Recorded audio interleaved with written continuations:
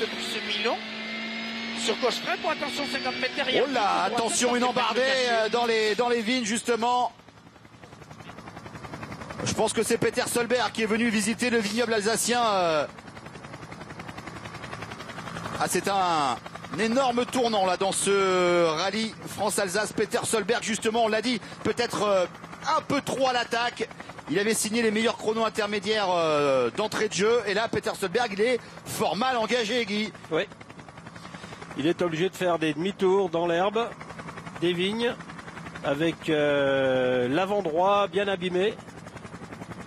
Ah, c'est le premier Cador depuis le départ de Strasbourg jeudi soir. Le premier Cador à connaître des mésaventures. Peter Solberg dans le bas-côté. Sortie de route pour le Norvégien, pour le pilote Ford, qui était à ce moment-là, enfin en tout cas au départ ce matin, quatrième à 33 secondes de Sébastien Loeb. On va revoir ce qui s'est passé pour Peter Solberg.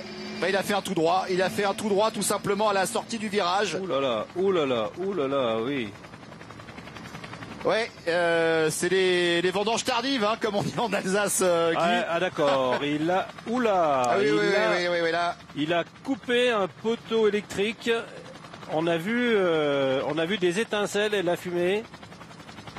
Eh bien, dites-moi, cette journée de samedi, elle s'annonçait énorme. On a l'impression qu'il avait plus de frein. On va revoir. On va très certainement revoir de Dani Sordo sur son tête à queue, visiblement à petite vitesse, alors que l'on revoit l'image de la matinée, très certainement, en tout cas de ce début de matinée. Peter Solberg, regardez Guy, qui va tracer tout droit dans un premier temps à la sortie du virage, et ensuite qui ne peut pas rattraper sa Ford. Hein. Peut pas revenir sur la piste là a priori. Et ensuite le poteau électrique. Et le poteau qui tombe. Avec les étincelles. Ah, c'est incroyable. Voilà. Alors les spectateurs, ont eu chaud. Hein. La frayeur de leur vie. Les étincelles sur la voiture, les fils électriques qui ont touché la voiture, c'est une ligne haute tension. Incroyable. Et donc et l'impression du manque de frein, c'est que quand il traverse à nouveau la route, la voiture ne ralentit pas du tout, il n'y a aucune trace de frein sur la route. On a l'impression qu'il n'avait plus de